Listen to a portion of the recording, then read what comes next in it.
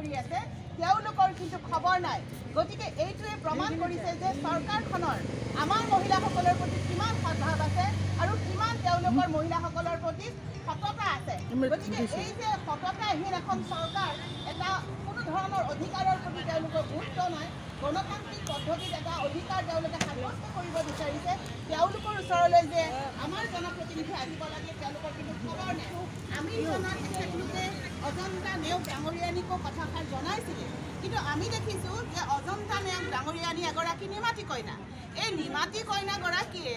আজিকালি কি কৰে তেওঁ কেৱল বাজেটত আহি তেওঁ ডাঙৰ ডাঙৰ কথা কয় তেওঁ বাজেট ঘোষণা কৰিবলৈহে যে তেওঁক বিত্তমন্ত্ৰী পতা হৈছে বাজেট ঘোষণাৰ কাৰণেহে যে তেওঁক ৰখোৱা হৈছে আমাৰ দেখি তেনেকুৱা অনুভৱ হয় কাৰণ আজিলৈকে তেওঁ বিধানসভাত কোনো মহিলাৰ কাৰণে এষাৰ মাত মতা আমি শুনা নাপালোঁ কেৱল চৰকাৰী আঁচনিকেইখনৰ কথা তেওঁ ডাঙৰ ডাঙৰকৈ ঘোষণা কৰে গতিকে এনেকুৱা ধৰণৰ জনপ্ৰতিনিধি কোনো ধৰণৰ দায়িত্ব জ্ঞানহীন দায়িত্ব নথকা জনপ্ৰতিনিধিয়ে আজি আমাৰ মহিলাসকলক কিন্তু প্ৰতিনিধিত্ব কৰিব নোৱাৰে আৰু এই কথা প্ৰমাণ হৈ গৈছে এখেতলোকে যি আজি 6,500 টকা 3,200 টকাত তেওঁলোকে কাম কৰি থাকিবলগীয়া হৈছে এইটো নিতান্তই ধিক্কাৰজনক কথা আৰু অত্যন্ত দুখজনক কথা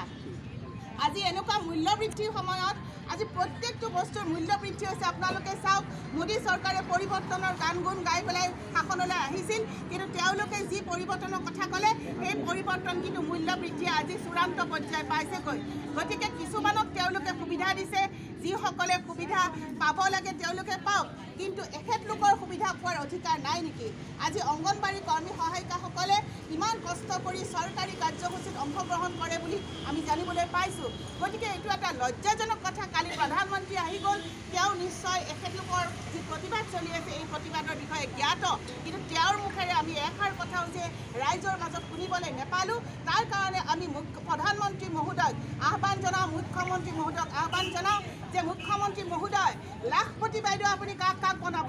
আপুনি কিমান মহিলাক লাখপতি বনাব এইসকল মহিলাৰ লাখপতি হোৱাৰ অধিকাৰ নাই নেকি এইসকল মহিলাৰ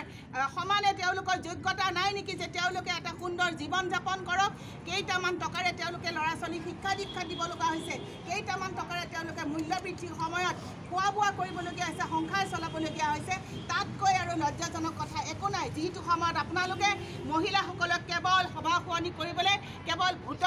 ভোটৰ কাৰণে আপোনালোকে ব্যৱহাৰ কৰি আহিছে তেনেকুৱা সময়ত আপোনালোকে অন্ততঃ এই মহিলাখিনিৰ কথা শুনিবলৈ আপোনালোকৰ ধৈৰ্য থাকিব লাগিছিলে